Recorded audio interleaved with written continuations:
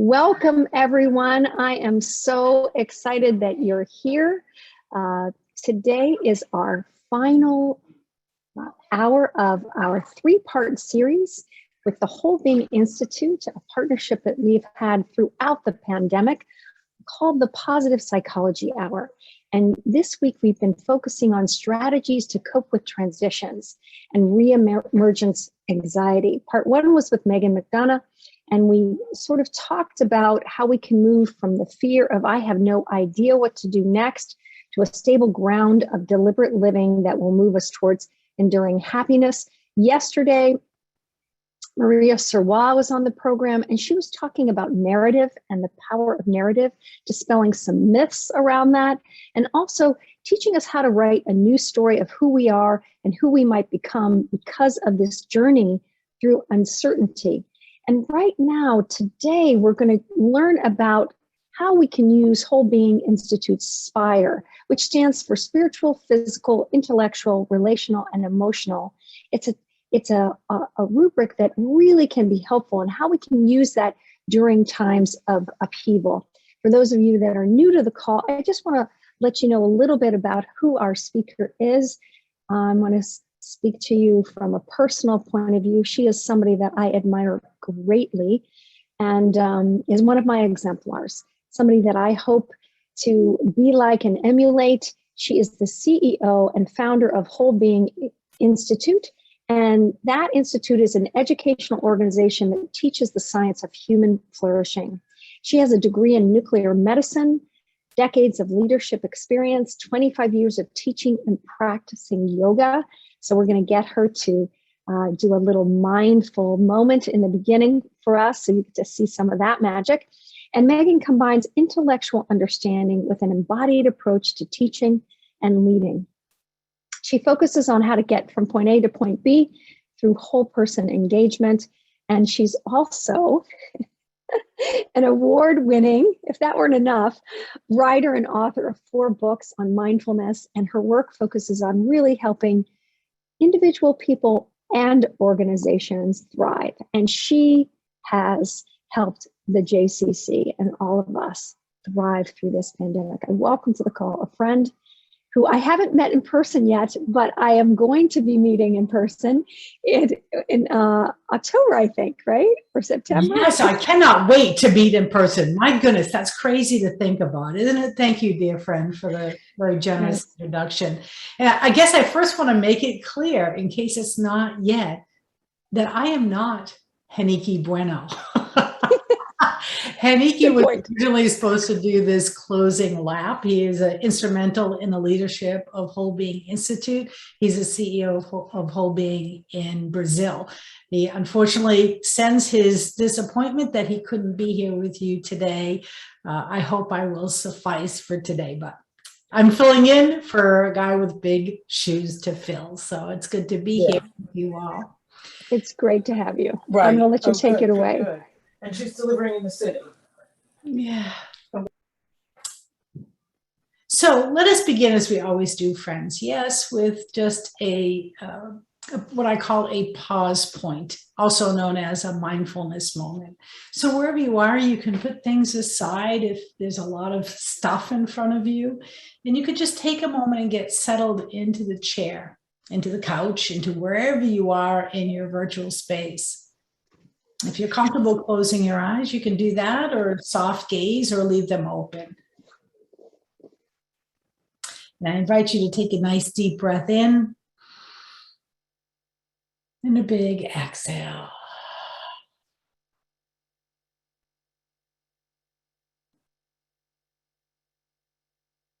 With the exhale, actually feel the body soften and accept the support of the chair. Another deep breath in. Big exhale.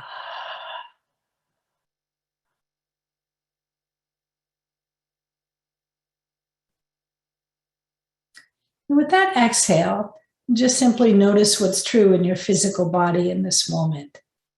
Saying hello to the feet and the shin and the knees, noticing the thighs, aware of the hips, the belly, Hello, spine, right up to the crown of your head. Can you notice the distance between your shoulders and your ears? Can you make more space by dropping your shoulders? Being aware of the sleeves of both arms right down to your fingertips. Notice the internal space, as if the skin were a container for your awareness that you filled with your attention. As you notice the breath coming and going. As you connect to the body, the breath, I'll ask you the following question.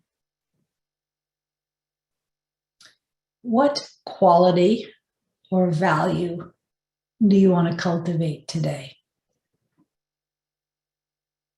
What quality or value do you want to cultivate today?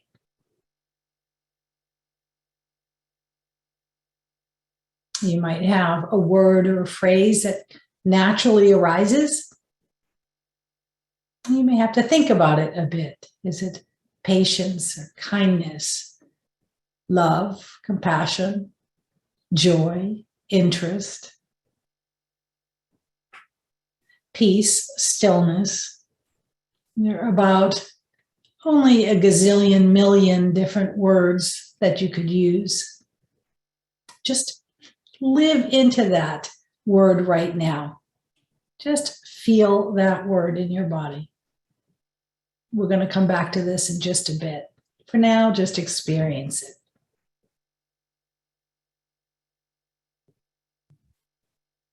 Taking a couple of breaths and just breathing that word and that felt sense through your entire body.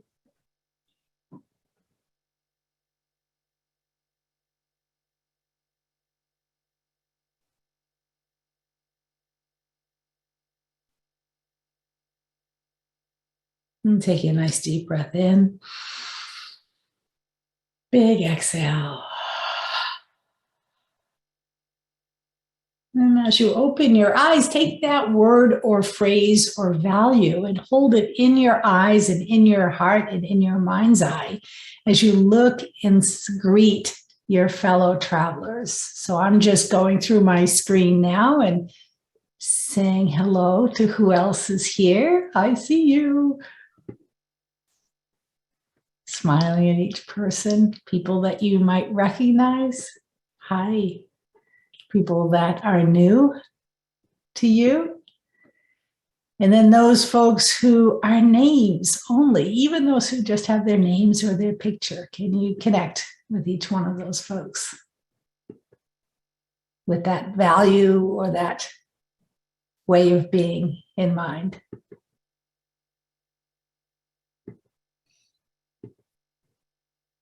And I'm realizing how many pages of people we have on right now. Oh, welcome, welcome, welcome. So before we get started and we're in the green room, one of our participants, Amy, did a fantastic job of giving you an update of what has sort of transpired the last 2 days. And I, like Amy, want to bring us back to just what came before this moment to sort of lay some context. And maybe I'll show some video, some of my slides, because that might help land where we are in space.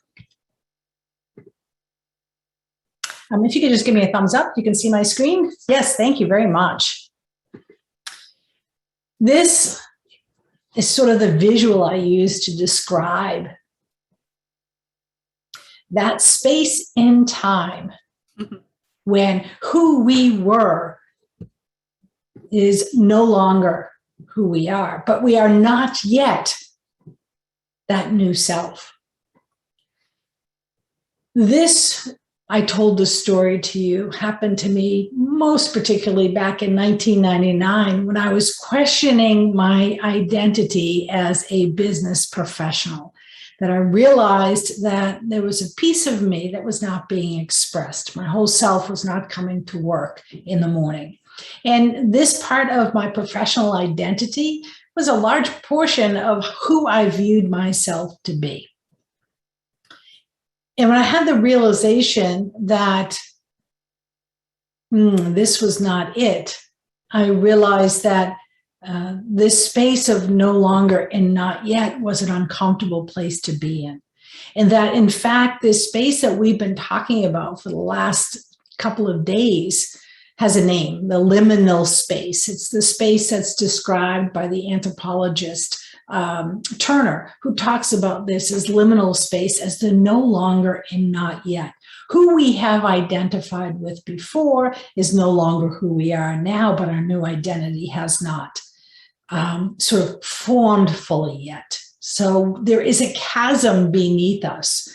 And one of the questions I asked on Tuesday is, what are those liminal spaces for you right now? And we had people talking about anxiety and illness and divorce and empty nests and retirement, that this is part of the human experience, that the identities that we hold near and dear to our heart shift over time. And that shifting causes sort of a groundswell of, who am I in this new space? And certainly we are all living in a time of shared suffering with COVID, that it's no longer the acute start point of a pandemic that we saw last March, but we are not yet out of the woods and into a safe place. So this place of no longer and not yet is what I talked about on Tuesday, and gave 3 specific steps on how we could go forward, thinking about this time in this space as a sort of a sacred time for opportunities that are new because we never previously considered them. It's only when that we're blown wide open by circumstances that we view anew this perhaps uncomfortable space. I was on the call yesterday with Maria. I don't know how many of you are also on that call with Maria. I just love listening to her. I mean, does she not speak poetically? I mean, the way that she tells stories, the words that she used, so hits home for me again and again. I've had the great blessing of working with her for a number of years, and she still continues to be a teacher to me in terms of how she shows up, how she teaches. And she had a visual that she spoke about yesterday when she talked about this, what was happening for her in her life. You know, the difficulty of feeling like, I think she used the word limp kitten, that there was this sort of languishing, and she had written about it. And she had talked about yesterday this precipice of being on a cliff and looking down and seeing shards of glass. Was that not beautiful? Those of you who were on the call yesterday, lovely ways of being. I looked for pictures today as I thought about integrating what I said on Tuesday with what she said yesterday. And this is the image I found, that this no longer and not yet that she described as standing on a precipice, on the lip of a cliff, looking down and seeing the shards of glass below, which is sometimes how we feel when we think about where we are. We see all of the things that are dangerous, that can hurt us and cause anxiety and sadness and depression. And she said that we could look up, look at the sky, look around, and make choices in the story that we're telling ourselves that was more inclusive. And so this is sort of a synopsis or summary of where we have been so far. And I think when we enter this space of no longer and not yet, there is a natural tendency of asking ourselves, what do I want to do? What do I want to do? What do I want? What should I do? Where should I go? What should I do? Caroline, I'm happy to notice that I think someone wrote on the screen by accident with a green line going. Do you see that? Yes. I think the only way to get rid of that is to unshare and then share again. Oh, thank you. I was wondering what that green, I'll stop sharing in just a moment. Thank you for that. This question of what do you want to do creates craziness. For me, that craziness back in 1999, I'm an action-oriented person. I'm always asking myself, okay, how do I move forward? What can I do? And I look at all of these different options. This can cause a whole lot of craziness if you think that in the doing will become the answer. And all of a sudden it can be solved. Has anyone else lived into this question, what do I want to do, and found it a very frustrating question to answer? Yeah. Yes. The question of what do we want to do presupposes that we can find a magic activity, or that at the end of this doing, we will find happiness, or that at the end of this doing, we will have solved the problem and continue to sip pina coladas by poolside because our happiness has been reached. The question itself poses a problem. It's a future-oriented way of asking ourselves this question. Yes, my yes button. Yes, that's right. I did not think about this question as being the problem of how I was feeling in 1999 until I happened to have an interesting conversation in the hallway of a hotel. I flew down to a business meeting. So with a small group of people within DuPont Pharmaceuticals, and we were discussing some changes in healthcare on how we were going to go forward as a company. The ground was shifting under our feet. We needed to change how we interacted in that healthcare situation. So it was a multi-day meeting. And what I recall from that meeting is the hotel was right attached to the airport. So you'd fly into the airport, you'd grab your luggage, you'd roll your luggage all the way across this hallway that attached the airport to the hotel. So God forbid you actually breathed any outside air. You know what I'm talking about? So you drag your stuff into the hotel. I remember taking the elevator down to the ground floor into the conference room that had no windows. And it was in that space that we were trying to solve this problem. And we took a break, happened to go out, take a bathroom break, and I'm walking down the hallway, and the president of DuPont happened to be in this meeting. And as I was walking down the hallway, Nick, that was his name, stopped me, and we started chatting. And he asked me the question that I just asked you, what do you want to do? He said to me, Megan, what is it you want to do in this company? Now, first, just pause, because isn't that the question you want the president to ask you at work? What do you want to do? And aren't you supposed to have some type of answer that clearly articulates, this is my goal for this professional work? But as I told you on Tuesday, I was in this place of recognizing that the work I was doing was in fact killing me. And when the president of DuPont asked me, what did I want to do? I didn't think it was a very good answer if I said, not this.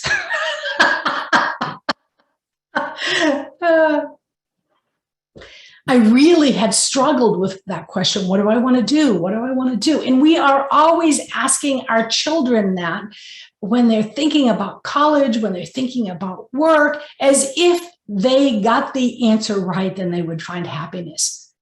That is the wrong question to ask. And the president of DuPont actually gave me the right question to ask, and it has shaped my life for the last 20 years. Do you want to know what it is? So first of all, when he asked me that question, what is it you want to do? And I didn't know how to answer. I asked him a question. I said, Nick, did you always know you wanted to be president of DuPont? His answer surprised me and completely shifted my mind from this question. When he started laughing and he said, Megan, that is fundamentally the wrong question to ask. And the advice I'm about to give you was the advice that the past president of DuPont gave to me. And the advice that he gave me was, it's not what you want to do that matters. It's how do you want to be? How do you want to be? How do you want to be? Wow, that is like an aha moment to me, because when he said that to me in the hallway, all of a sudden I had this flood of relief that I didn't have to figure out what to do. I did, however, have to land on how did I want to be? And what is so liberating about that question of how do you want to be is that is a present focused, now focused, purpose driven, meaningful way of entering this life in this everyday moment. So that when we're going through liminal time or disorienting dilemmas or the hero's journey, any word you want to use to describe that space of uncertainty, of unknown, of reimagining our own identity, that we can instead trying to figure out what to do, to instead ask ourselves, how do we want to be? And remember, on Tuesday, I said the first step in sort of navigating this space is to take it in, to open ourselves up, to be receptive. And one of the ways in which we can open ourselves up and be receptive is to understand our own values, to understand what is it, how do I want to be? Not so much what do I want to do.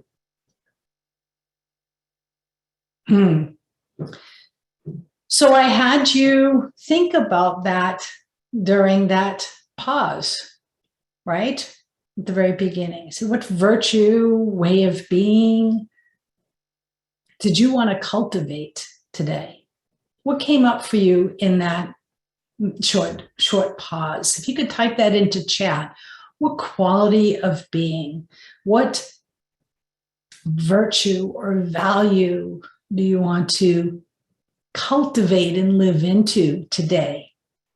How do you want to be?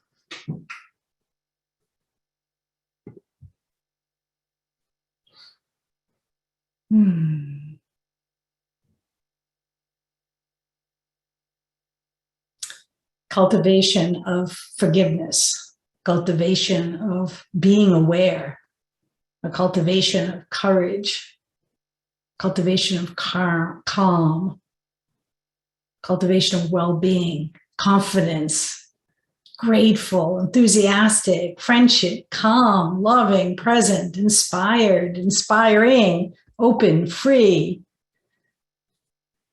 person following through.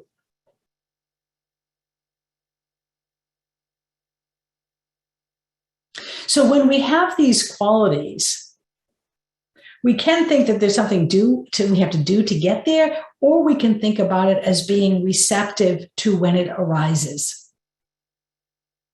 And noticing when these qualities and these values are being lived into so that we become more familiar with them. So we begin to know, how am I being? Aha, there it is. Now, for me personally, when the president asked me, or told me, it was not what do you want to do, it's how do you want to be? On that plane ride home from that meeting, that consumed my whole being. How was it that I wanted to be? I came up with 3 words that I have, to the best of my ability, explored and lived into for these last 20 years, ever since that conversation happened. And those 3 words are to live, to love, and to learn. So for me, to live means to fully dive in, to be brave, to live openly and completely this present moment. I don't want to go to my grave feeling like I was saving stuff for later, that I wanted to be all in right here, right now. To go to the grave feeling like I had given this life my best shot, no regrets. Even if it was imperfect, I would do my best to live fully. to love both myself and others. So you might see that part of what I cultivate, the way in which I cultivate that is when I do these meditations, looking at each of you and really connecting as best I can with the people I'm with. And that does include loving myself too, of giving myself love. And what does that mean? What does it mean to be loving when you find someone irritating? What does it mean to be loving when your son comes home after doing something he shouldn't have been doing? What does love look like when you're impatient and tired? And then the last value for me was to learn, because I knew I would do the first two imperfectly again and again and again. I wanted to cultivate a learning mindset, a way of learning about what was working for me and what did I want to shift. So these three things: how do I want to be? I want to live, I want to love, I want to learn. When we're in times of transition, these can be like a balm for our soul. They can be like a safe harbor for the unknown winds that are just tossing us from one thing to another. You see, the whole world will tell you what you should do. All of society will tell you who you are.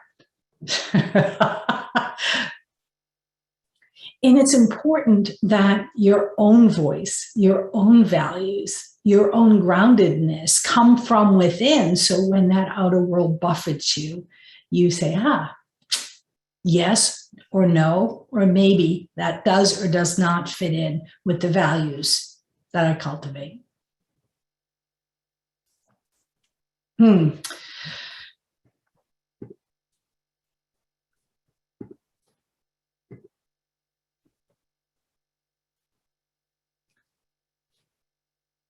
So what do you want to do?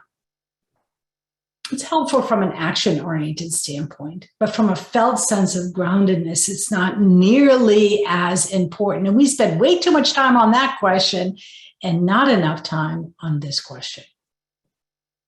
This is the question that needs you, that needs your reflection, your time, your attention, because you matter. What you value matters.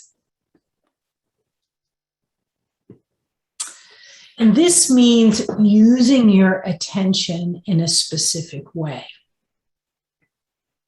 I so loved Maria's visual because in my mind's eye, I could say, all right, sometimes I don't feel like jumping across the chasm. It feels too action-oriented. Sometimes our values feel more like this. I'm on the precipice and I can look down and see the shards of glass, or I can look up or to the side or behind me and see something anew. So it demands of us, if we have identified our values,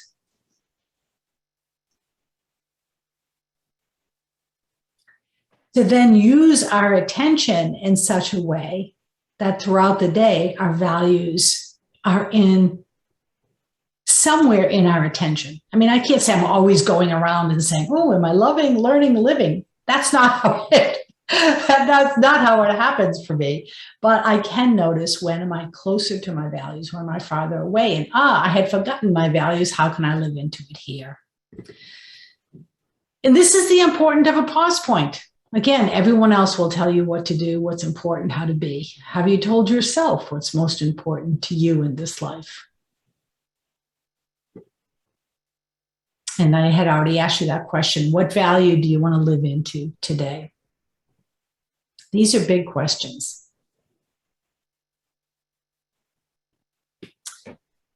So if these are the values that we can live into, I want to sort of shape the next part of this into the question of, if these are our values, how then do we translate them into what is it that makes us happier? So I'm going to go through quickly what usually takes me a month to teach.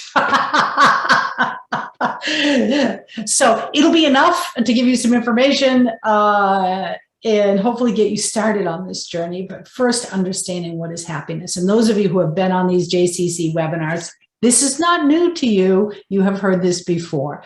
The first thing that happiness is what makes us happy, is to really think about happiness as an emotion. I mean, being happy is a pleasant experience. It certainly beats the hell out of being depressed and sad, right? So we naturally, as humans, want to have more feeling good times, because feeling good feels good. I hate to sound obvious, but happiness is a sense of positive emotions. But if that's all it was, all we would have to do is go see a bunch of comedy shows and laugh, and life would be good. That's not all of happiness. That's not all that makes us happy. And when we're in times of liminal space or uncertainty or anxiety, it might not look like the big things of joy. It might look like the simple things of contentment. These too are positive emotions. This satisfaction in life is sort of the next level of what makes us happier. Are we overall satisfied with our life? And let me tell you that the research shows that those of us that are most satisfied with life are the ones that are using our character strengths. And character strengths are known as values and actions. So the values that you just described that you want to live into and cultivate may have something to do with your character strengths. And if you live into those will actually build happiness over time. So for example, when I came up with these values 20 years ago, to live, to love, to learn, VIA was happening now. Actually, in 1998 or 6 was the time that Chris Peterson and Marty Seligman were developing and doing the research on the character strengths. But I had not heard of them. I did not know of them. I just asked myself what values were most important to me. And interestingly enough, 10 or 15 years later, when I did the VIA character strengths, lo and behold, things like bravery were at the very top of that list. Things like love, the VIA character strengths, right at the top of that list. So those things that we name for ourselves as most important, you'll probably see on your character strengths when you take that VIA assessments. And using those strengths are highly correlated to higher satisfaction in life. Good. The third and most enduring way to think about happiness is happiness as meaning. What are the ways in which our life has coherence? What are the ways in which the story of our life is significant and matters and makes sense to us? And that's why doing yesterday the work with Maria was so important. As we write, as we draft the narrative of our own life, we begin to see the meaning.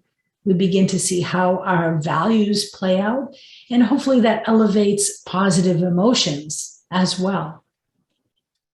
So happiness is feelings. Happiness is satisfaction in life, or character strengths or values, and happiness is meaning, a sense of significance and coherence to that narrative of our story.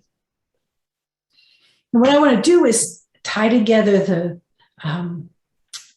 the sense of our values, what makes us happier, in the light of SPIRE. And I think at this point, maybe most of you have heard of SPIRE. I kind of assume that's the case because we've been sort of sharing it quite a bit.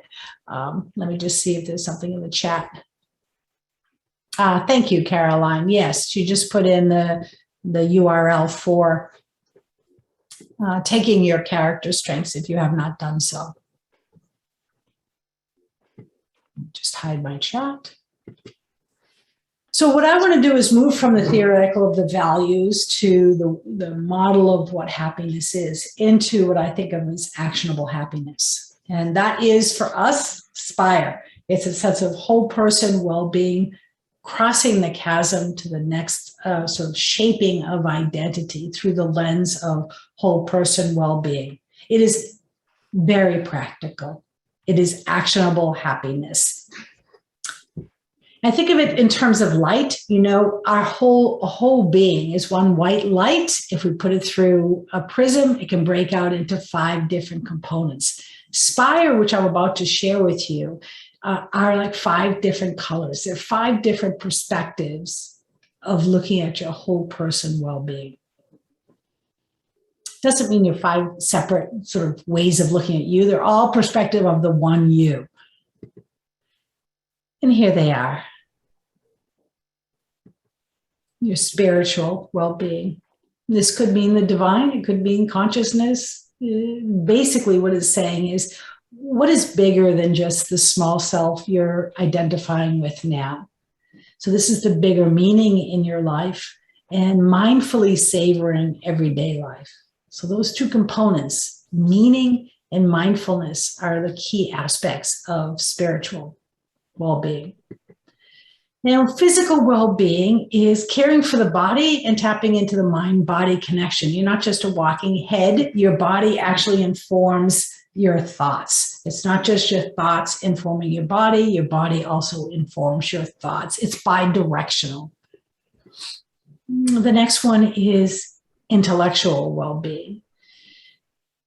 This doesn't just mean book smarts, although it could be if that's of interest to you. It really is, what is it that interests you, that engages you, that makes you curious? So this might mean the humanities, of poetry, of art, of nature, all of these things that engage us in deep learning, that help us open to this experience of being human. Relational well-being, which is saying, I matter because I'm going to have a good relationship with myself, and you matter. I'm going to cultivate a positive relationship with you. And last but not least, this idea of emotional well-being, that we want to think about how do we cultivate these positive emotions while feeling all of our emotions. So first and foremost, as I spoke about on Tuesday, grounding ourselves in the validity of what we're feeling now and making choices, as Maria said yesterday, towards a slightly better next step. And then because life is tough, really cultivating a sense of resilience so we can not just bounce back, but bounce forward to new possibilities.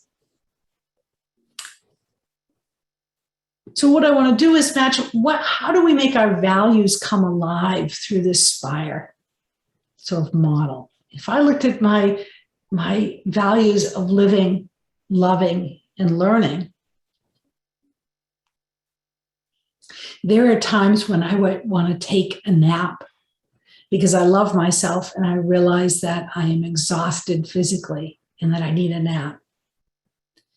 So when you look at this Spire check-in, it's a way of assessing each one of these components and then asking, what values do I hold near? And giving those values, how do I want to act? Yes? I want to just stop for a moment because I've given you quite a bit. Do you have any questions before I continue on? Any clarifications that are needed? Yes, Irene, you will get these slides. I already sent them to Joelle, so she's sending them out later. Can you talk a little bit more, Megan, about our values and how, like, let's say I picked forgiveness or I picked some of the other values. How do I use those values in joyous, strong, settled, inspire? Yeah, so you might choose, for example, Caroline, when you look at Spire, say, I want to choose today with relationships to practice being joyful because that's important to me, right? I might physically want to practice joy through dancing today. I might want to learn more about joy by reading a book. That would be intellectual. I might want to notice, when does the emotion of joy naturally arise? That's E. So does that help? So I'm actually applying it in those different ways and saying joy isn't just one thing. It plays out in our many interactions during the day. Yeah, and I'm seeing some heads nod, that's been helpful. So great. Yeah. Mm. Any other questions? Anyone, please feel free. So Louise asks, I don't know how my VIA strengths relate to being happy. So it's not like the VIA strengths are a bridge to become happy, Lois. What the research shows is that when we use those strengths, they naturally make us happier.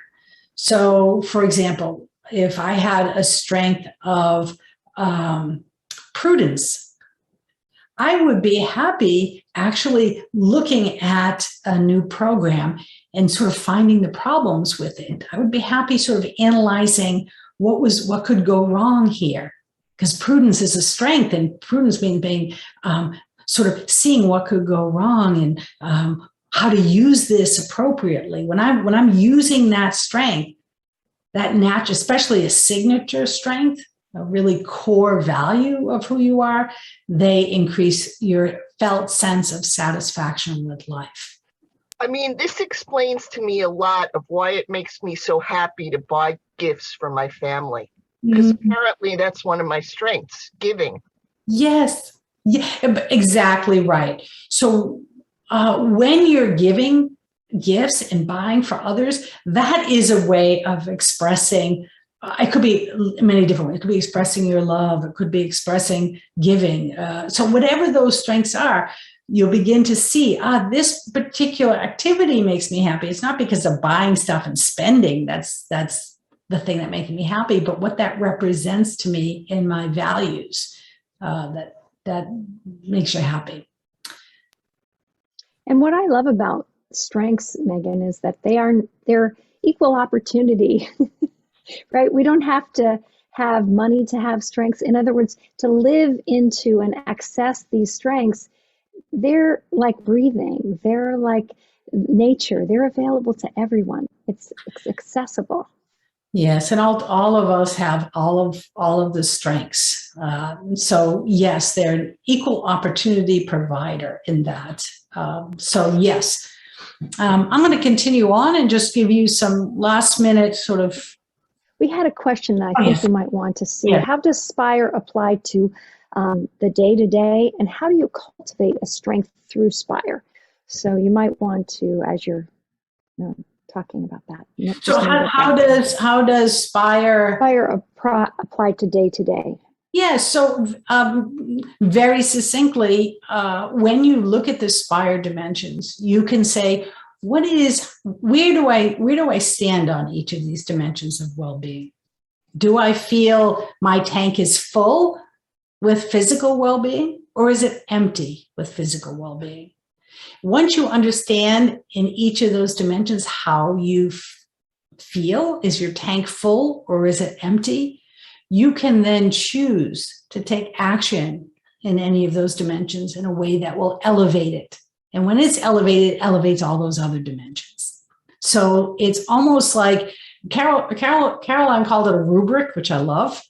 It's the idea of, okay, is this toolbox of well-being perspectives. What's low, what's high, and how do I elevate one so it elevates the whole? So that's how you could use an everyday approach. You know, Megan, I'm struck by one of our first calls together. I know that you had a loss of a dear friend. And I remember you did a SPIRE check-in. You were teaching on that particular day. And you looked at each letter and you kind of gave yourself a rating. And it was really beautiful. And there was a way of like, you know what, I need to take care of myself in E here. And I'm really spent in P. I'm devastated by this loss. So it was a way of kind of calculating, almost taking your temperature, that I found really helpful and very, very practical. So I was thinking that that's some way to use it as well. And then, as you said, someone just said, so you try to cultivate a strength through SPIRE. Well, you can, right? And you could do, as Elaine said, do the SPIRE check-in each time.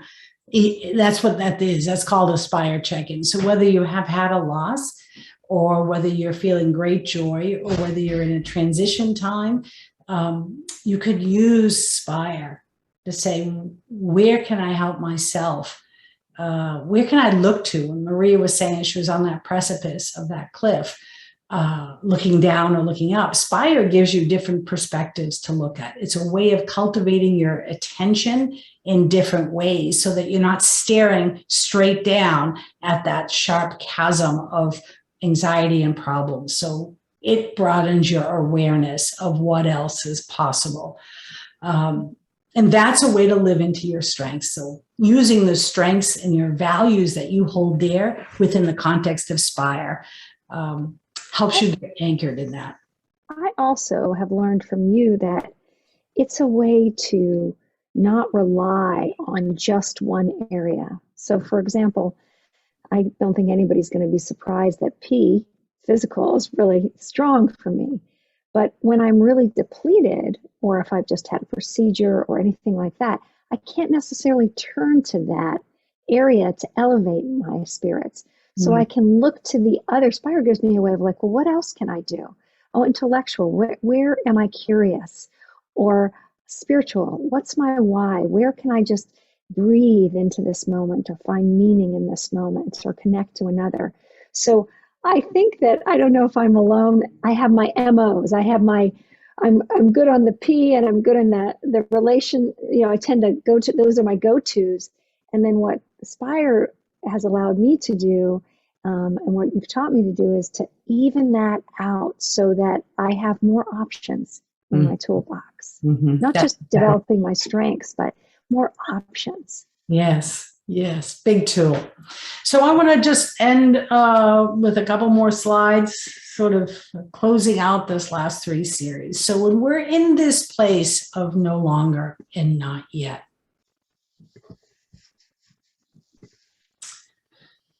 we can hold the whole.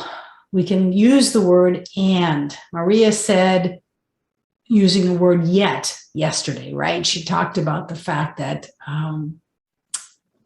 this is not true yet. But we can also use the word and. I am scared and anxious about this uncertainty, and I really value love and choose to practice love today. I am sad and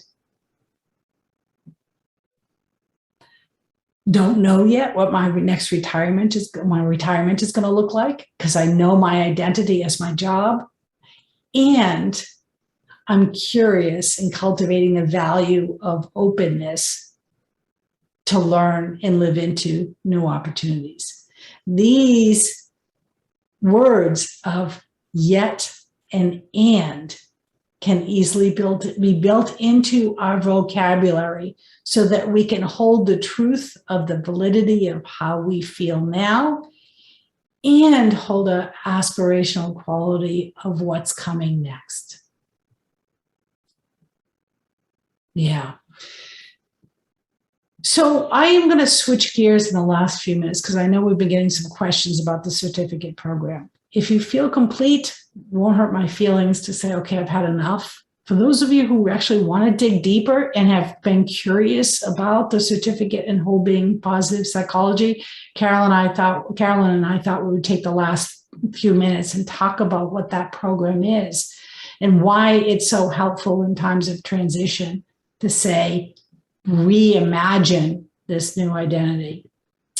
And yes, that's a certificate in whole being positive psychology, which really focuses on who am I at my core and how do I move towards basically more of who I am, that aspirational vision. We've talked a lot about in these JCC webinars, the sense of self, the sense of identity. It's so key to how we explore life because it's how we identify and know ourselves to be, but it is a psychological construct in our mind of who we are. And so we talk at the very beginning of SIP of understanding the multitudes of self. As Walt Whitman says, do I contradict myself? Well, then I contradict myself. I am large, I contain multitudes. And in the program, we say, what are these different selves? Are they talking in different languages to one another? And we really begin to know and identify what are those selves. And we move into module 2, where we spend more time, module 1, where we spend a great deal of time on Spire. I did in 10 minutes what takes us 5 weeks in the course to go over. And then we go into module 2, where we dive deeply into what it is that makes us happier. So we really begin to dive into the feelings, the emotions, the life satisfaction, and the meaning.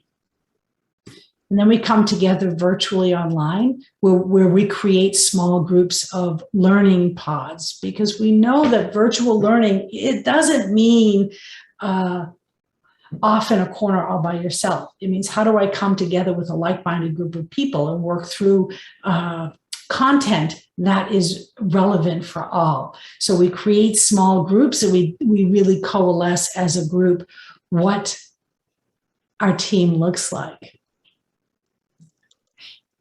And then we think about, when we come back from the immersion, what habits do I want to create? How do I want to make this life a deliberate living of the habits I want to live into? Because we have to remodel and reformat the brain. How we think, how we behave, how we act becomes very habitual. So we talk about how habits are formed.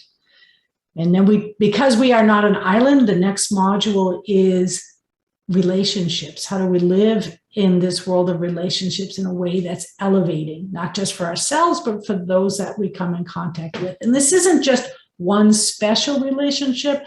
It's actually the relationship of everyday folks that we come in contact with, whether that's at the grocery store, at the post office. The interactions that we have on a daily basis can greatly shift how we view our day. Are we connecting intentionally and in a way that creates what's called positivity resonance between people? So we talk about the different ways in which you can actually relate more strongly with others. And then after we do all that pre-work, then you start setting goals. This is where you do walk into what do I want to do and accomplish, right? We always begin with that question, what do I want to do? But really, there's a lot of pre-work that happens in terms of values, how we want to show up, what type of habits we want to create before we start talking about goal attainment. So this Linda Wallace teaches, which is the whole module on realizing your dreams. And then, because dreams never go according to plan, the whole next module is Maria teaching about resilience and grit. How do we not just bounce forward, but bounce back, but bounce forward to a better version of self? Then I teach the leadership module, which is really the choice to lead. What we're really talking about here is becoming a leader in our own life, that consciously cultivating this day and shaping our actions is a brave act of leadership. And then we come together again in another virtual immersion where you present your final project. And you guys have heard the final projects from many of our alumni. They've taught here at the JCC, and it makes my heart happy when I see the work that they've done, including Caroline on her final project, where you not only begin to embody and live this yourself, but you actually teach others by your way of being what it means to lead a life of flourishing. And Caroline, if she hasn't done so already, will put the link. Sure, I'll put it in again. We've gotten some folks in the chat saying that they're considering it, and some others who are saying they're in it right now. And Rachel was saying she's sorry it's coming to an end. And I said, I know what you mean. I want to jump in and do it again all over. Yeah, it's I just want to say to everyone, it's kind of in this liminal space, which I was in when I first met Megan, and we didn't know what to do as an organization. We had only had our first Zoom call when we decided to close our building. It was so helpful for me personally and professionally, to be supported in the science of resilience. It just made all the difference in helping me moment to moment guide myself towards what was possible. It didn't mean that I wasn't afraid. It didn't mean I wasn't uncertain. It didn't mean that I didn't know what the heck I was doing. All that was true. And what was also true was I was learning about how other people did it, and even mining my past for how I had done things like that before. And I hadn't done that before. I'd done a lot of work, of course, being health and wellness director at the JCC, a lot of work, but I hadn't understood the totality of resilience and the science behind it. And we learned a lot from 9/11, which affected New York City in a big way, about resilience, about the people that actually had growth through that experience. And I think, Megan, didn't it kind of start there, the real deep work of resilience and work with Barbara Fredrickson? Yeah, there was a lot of work done. Anytime you have these opportunities of really traumatic events, they're all not only traumatic, but they also allow for a deeper engagement on how do we overcome that. So yeah, that was a big step.